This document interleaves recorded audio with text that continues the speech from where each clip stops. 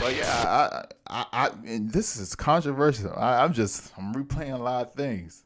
I don't believe in suicide. I just want to put that out there because, um, but it does worry me that I don't want to say it worries me. I think we do have this thing of preserving life, and I think it's just innate in us.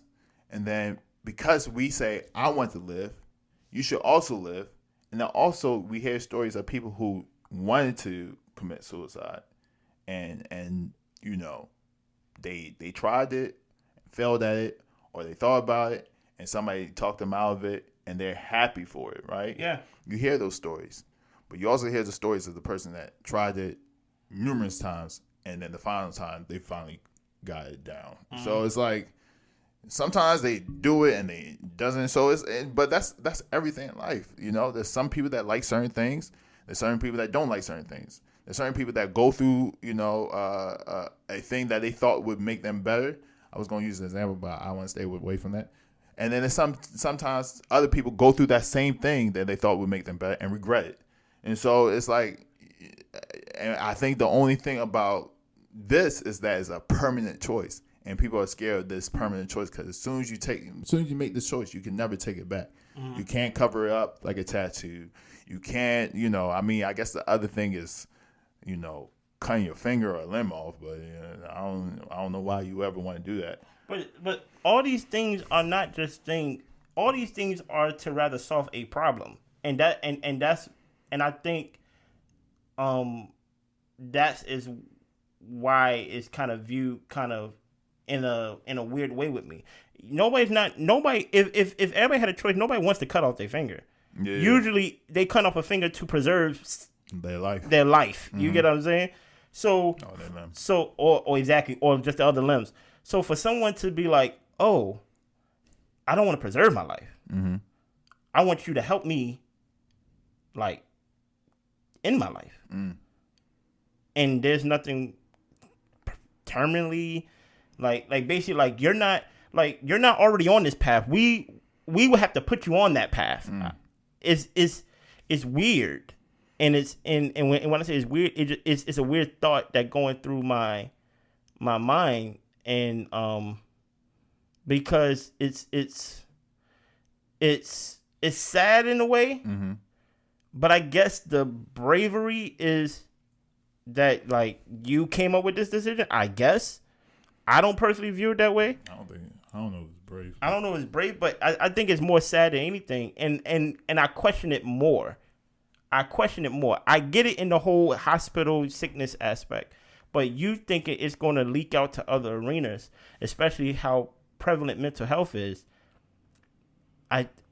Why don't we give more resources besides giving resources to help with assisted suicide? Yeah, get more resources to help these people who are dealing with these things.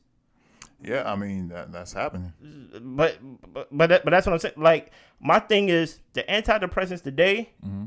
This is a guess. I'm not a doctor, nor do I play one on the podcast, right? Yeah. I'm sure the medicine for depression is better today than it was when it was first introduced. It is. So it's like, why we automatically jump into like the end of like, you know what, we gonna help you. Mm-hmm. You know what, make this decision that like you want. We gonna assist you. You know, it goes back to my point. It's like you have a psychiatrist that go through a process, mm-hmm. and go through all these different methods, and at the end of that method, they still want to do it. Let's say you have to go through therapy for 5 years before you get this. 5 years. Maybe that's probably what you have to do, and you have to prove that you went through this. We are hoping you forgot. Or you have to, take antidepressants for a year or two before you. So it's like you have to. So I'm saying you're gonna have these boundaries and these thresholds that you have to go through before you get to the final point where it's like, okay, I did everything you told me to do. Mm-hmm. And I still don't feel like being here. Mm-hmm. I'm saying, okay, who are we as a society to stop them from doing this? And I mean, it goes back to a lot of things. And I think it's just reshaping how we think about giving people agency to live their life. Because we might have a conversation about this, legalizing all the drugs, heroin, cocaine, not fentanyl, but, all the other drugs.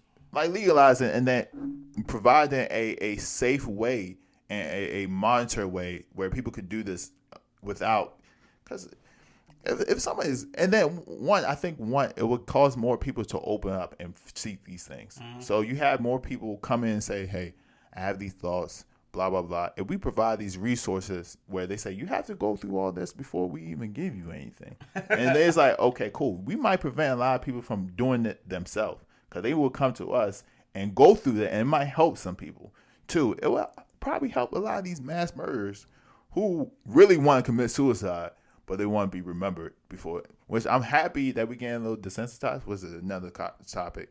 It sucks, but at least we're not making these people famous no more. I don't know these people that be committing these mass murders, and they not getting these national attention like we used to. So shout out to that, but it sucks that we are getting desensitized. That's a different topic. But I think it will also provide an avenue where we could catch a lot of these people who have these violent thoughts, who want to end the world and do all these and take a, racist, but who have these violent thoughts. We could catch these people early through this funnel, through this process, and then, but also it's like, as a society, and I keep saying this, as a society, where is our end of, okay, we help you, but we allow you to make the final decision about whatever you want to do. We give you the resources that you don't have to go down this path, where you don't have to make this decision. But if we have failed you overall, why are we making you go through this suffering? But you're not even saying that, in my opinion. I think you're not only saying you're not saying not only are we going to stop you, we're going to help you. We're going to assist you in this. Yeah, so you can do it safely. We don't want you blowing up your brains with a gun. Like, we don't want you falling off a roof. Like, what we're gonna do? We're gonna put you in a nice white room. Why gotta be white? What color do you want? You want to go to Bali? Okay. You want to see the beach? Yeah, we're gonna put you on the beach. We're gonna give you a little whiskey. So basically, it's basically death row for people who are not prisoners.